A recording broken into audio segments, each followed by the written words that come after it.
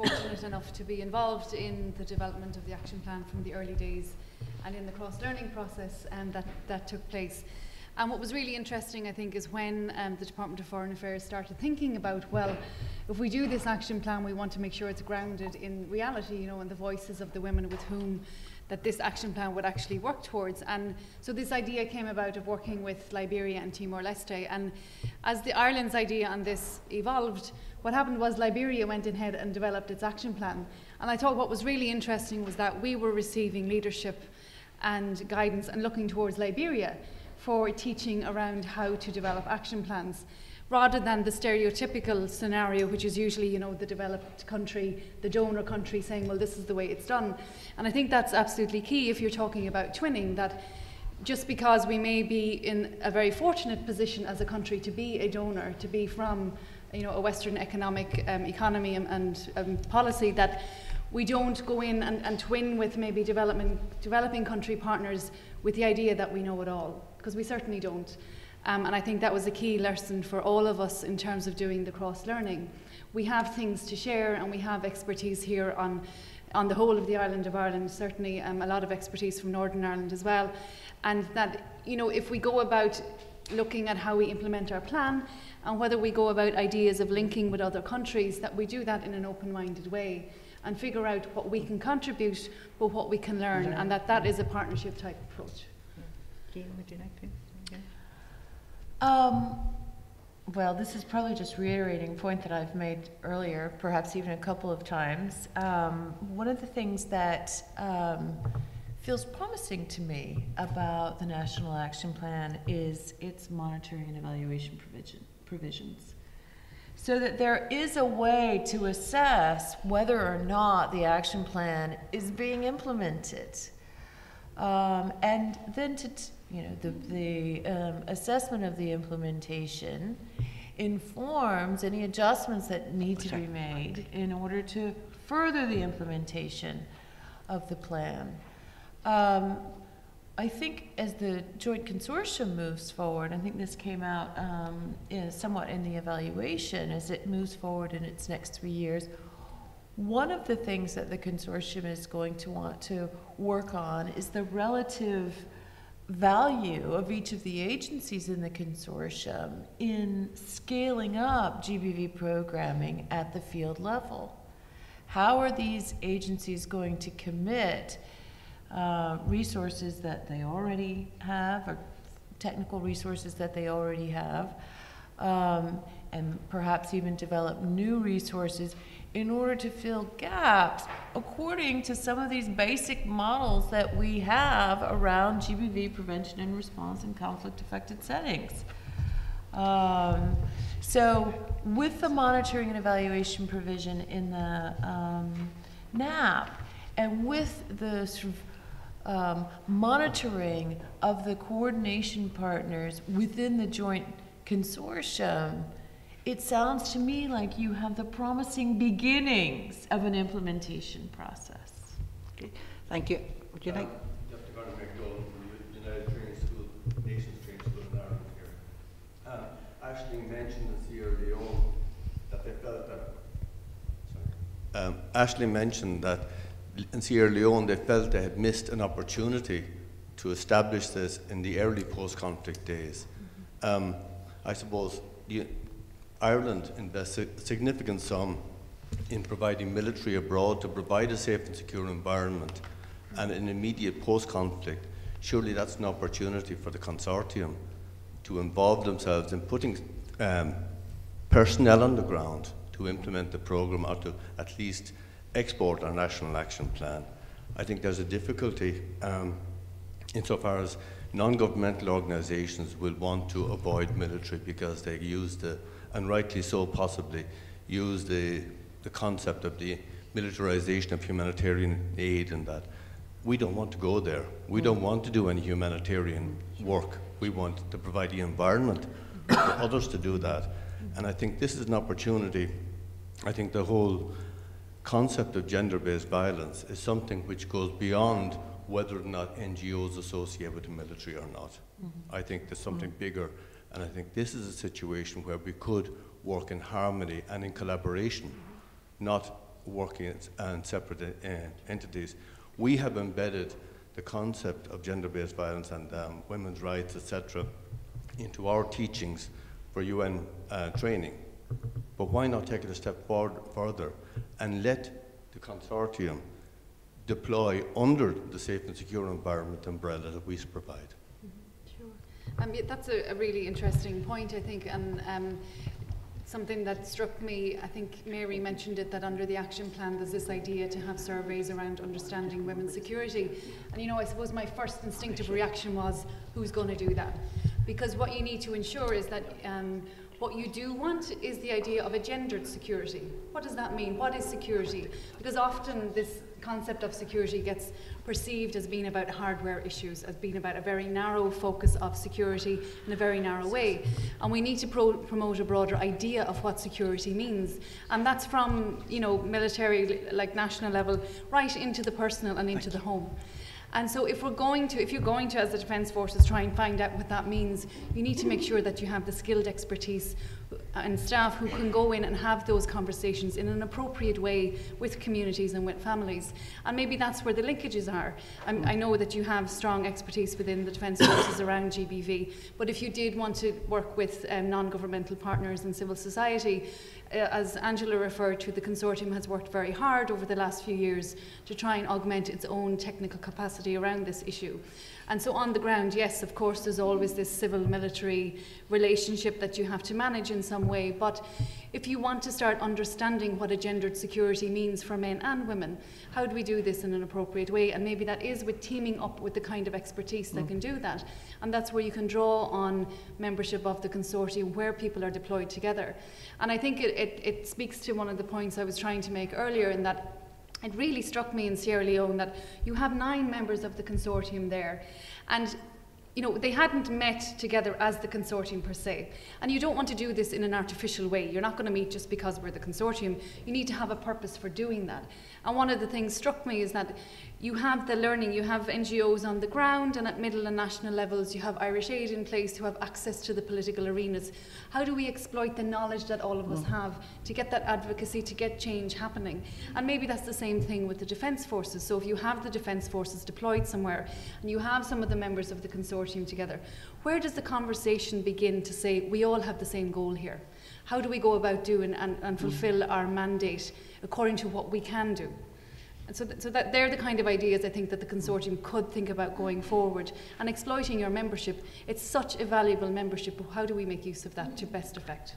I think this is very practical and helpful, because it seemed to me that, again, at the private session this morning, one of the things that came out, and it was you who said it, is that any coordination or any discussion about coordination between civil and military and where that can happen should happen at the beginning. You know, this discussion could start here and then go there, because if it happens at the end, it gets messy. So how do we start it here? And I think there's the beginnings of conversation now that the consortium could take up, and thank you very much for the contribution. Anybody else like to make comments on the broader issues, or may I just move on to the implementation of the NAP? Is that okay? Is everybody okay with that? So you have heard the launch of the NAP and the various discussions around it. Anybody, any comments that wish to make? Okay, thank you. Thank you.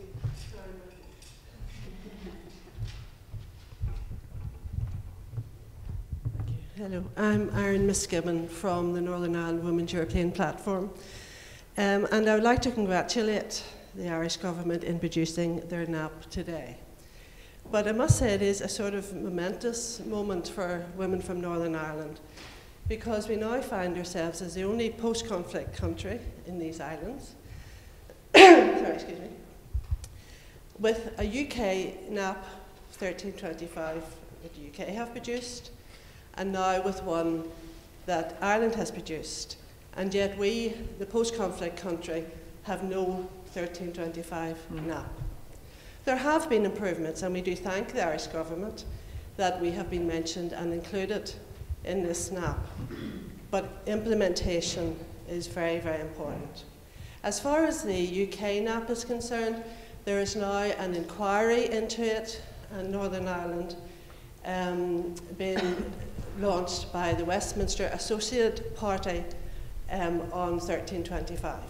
So things are happening for women in Northern Ireland from the point of view of looking at us, but as yet we do not have the protection, the participation that 1325 gives, and we need it. Because I think we're a wee bit better than the South as far as participation. I think we have 18% in our assembly, 23% in our local government. But big things are happening in Northern Ireland, changes are happening, and women need to be there. So we look to the Irish government, Taoiseach is away, but we look to them to make sure that they fulfil on their promises in the same way as we look to the UK government to fulfil its promises as well. I think, thank you very much for that contribution. I'm just looking at Nata. Where is she? Nata still? Oh, just gone out, okay. But I think we owe a great deal to Nata in this, because the Irish government, quite rightly, has responsibilities to the Irish National Action Plan within its own jurisdiction. But it's the first, they also then, because we live in a post-conflict society and that conflict took place in the north but affected the whole of the island, we had to find a wording that the Irish government was comfortable with under the provisions of the Good Friday Agreement that would offer the openings to working together with the development of a UN 1325 plan in the north, but not set the parameters for it, right? Because that would be going outside the remit of the Irish 1325. And Nata worked with the, just to finish it, she worked with the Anglo-Irish division here to get a wording which I thought was both innovative and extremely helpful, because actually people said it couldn't be done, is that we had to say, wish you well, but over there, right? Which I think is what you're getting at. You get from the UK, wish you well, but you're over there. But in a sense, I think it might be worth looking at the wording in the NAP, because there's definitely a goodwill, certainly from civic society and women's organisations in the Republic to work. I mean, when Shirley organised those workshops, there was a huge turnout in the north. There's certainly a way to do it, and I think that it's just speaking bluntly, and the last thing you want to do is go to the constitutionally difficult issues. What I think is perfectly possible within the remit of the NAP is to find ways of working on common purpose on issues, on power, on violence, on issues like that, north and south. I still think the eureka moment a year or so ago was when Niamh Riley made the suggestion, because at that stage it seemed that the UK plan is going there and the Irish plan is going there and the women in Northern Ireland are in the middle. Now the Irish government has opened up the relationship with the north, but I still think in terms of the Assembly in the north, or the Office of the Deputy First Minister, there's a real opening for women in the north to come together to do a Northern Ireland version of 1325. I remember Niamh suggesting, because it could then feed into both the UK NAP and the Irish NAP, and that wouldn't be hitting anybody's sensitivities then, because if it's been developed on a cross-party, cross-political, cross-community basis in the north, and women know how to do that in the north, right? You know, that, yeah, if that could, yeah, yeah, and if that could be a core, it could feed in to the Irish NAP and the UK NAP. And the good thing in the Irish NAP, there's now an articulated commitment to support any development in that way in the north. Is that a fair? Yeah. Susan? Yeah, I think your point is very well made, Irene, and certainly the National Women's Council would wish to support any moves that are made in the north towards trying to get a version of a national action plan which will work alongside the British one and the Irish one. We were disappointed, in all honesty, that we weren't able to go further within the Irish NAP. But as Inez has said, Nata worked as hard as she could and got as good a wording as was possible, given the diplomatic sensitivities about the thing. But one good development, which you're probably aware of, is that the National Women's Council, the Community Foundation for Northern Ireland and the Women's Research and Development Agency have got some money to run a cross-border project on women, peace and security in the coming year, and we hope that we'll be able to work with the likes of yourselves to develop those kind of issues, because it is crucial. And I think, you know, the fact that Northern Irish women were invited to take part in the cross-learning process, which was very right and proper, but it does seem a bit of an irony that our experiences as Northern Irish women were used in the cross-learning process, while Northern Irish women's needs in relation to women, peace and security in a post-conflict situation have not been acknowledged in any formal way. There has been a lot of good work done. There's been a lot of talking, there are a lot of policies. We really now, these two NAPs in place, really need to step up. It's what everyone is saying today. We're now in a different zone, and really we want to see results. But you want to... And not the commitment to brief by the agreement, there's so many things that really should be But do supported. you want, if I make a comment, not just as chair, wise, bossy chair, but as a veteran, this will happen as much as women lead it. And if in fact you have that kind of funding at the moment for that kind of work, where women are all working together at the moment in joint respect, if women lead this, my view, the parties in the north will follow. If this is left for a process to be set up by the institutional or political structures in the north, I think, you'll wait. But the more that you set the pace, and I think if you've got this kind of cross-funding, I think the more it's likely to happen. And as I said, we do owe a great deal of, I think, to what was said initially was not possible. And the UK has said it's not possible. And that actually opened up in a way that actually is creating an opening for that discussion to be formal as well as informal. Okay, we've had, I'm sorry, as the voice from the north, the chairing this that we have taken up, but it's very important because, I mean, in a sense, you can talk about the Timbuktu or Sierra Leone, but the conflict took place in this island, and women in the north is where it resided, and there has to be a way of enabling them to get a voice, So may I take any other comments on the NAP? My goodness me. Any? Everybody just wants to go and make it work. Okay. Okay. If there's not, I mean, we've had a good discussion. I mean, and I also think there was a very valuable interchange, I thought, between Mary and Jean and Aisling, because if you don't go and put it in a context and a framework, I just thought the thing that came out to me a great deal from both of them is that this is as good as we do it, but also that we don't bring answers like we don't bring answers to Northern Ireland. We don't bring answers to there. We recognise there's as much to learn from that as we have to give in terms of this work as it goes forward. So on that basis, I would like to thank both Jean and Aisling, not only for putting up with me, but for producing, as always in this work, the quality of the standard of work of good women enables this both academically, intellectually, practically and organisationally to move forward. Without that standard and high standard of work, you don't move forward. So thank both of you very much indeed. And I'd like to thank Angela, because I want you to wind it up, but I'd like to thank you for holding it steady, and holding it steady in the last year, so it's been extremely important, as well as pushing the standards forward. And to Susan, my friend, thank you. Now, Angela, over to you, my dear.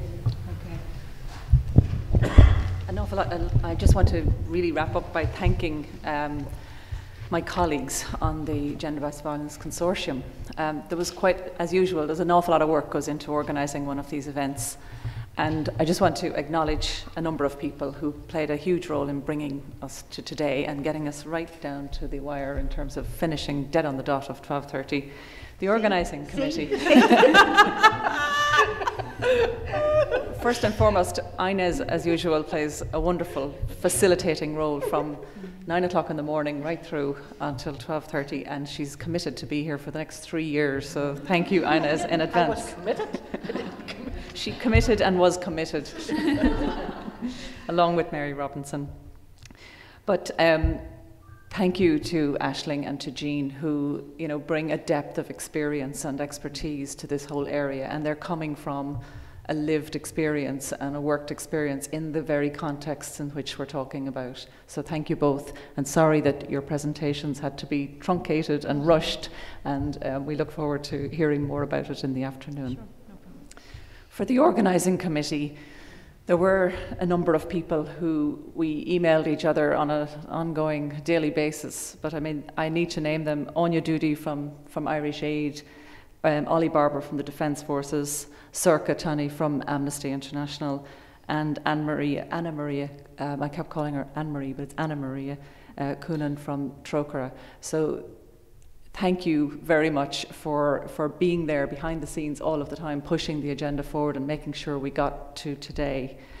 Also, I need to thank Justin from Amnesty, Justin Moran, who coordinated the kind of communications for us today. So thank you very much to Justin. I think he's outside coordinating communications as we speak. And also just to thank the Learning and Practice Group who put together these learning briefs, that please do take copies of them on your way out. They're downstairs on the table if you haven't got them already. But there's 2 new learning briefs that have been published and are available from today. One is the work of Ashling's case study on Sierra Leone, and the other is some work we did earlier in the year on addressing gender-based violence, engaging with men and boys, another critical area. So thank you to the working group that facilitated getting those briefs to today. They literally came from the publishers last night. And not at all least, Claire O'Mara, who is also outside the room, who is our part-time administrator. I'm sure she'd many sleepless nights trying to ensure that the number of people in this room did not exceed 100, because we were told in no uncertain terms there were to be, we had to keep to the numbers, and in fact we unfortunately, had to turn people away at the last minute from attending, but thank you all for being here. I just want to say, as the kind of outgoing chair of the consortium, I hand over at the end of the year to Oxfam Ireland, who have delightedly will take over the chair on the 1st of January. I don't see any delight on their faces. Maybe it's the delight on my face. But I just want to thank my colleagues on the steering committee. It has been an honour and a privilege to act as the chair over the past year.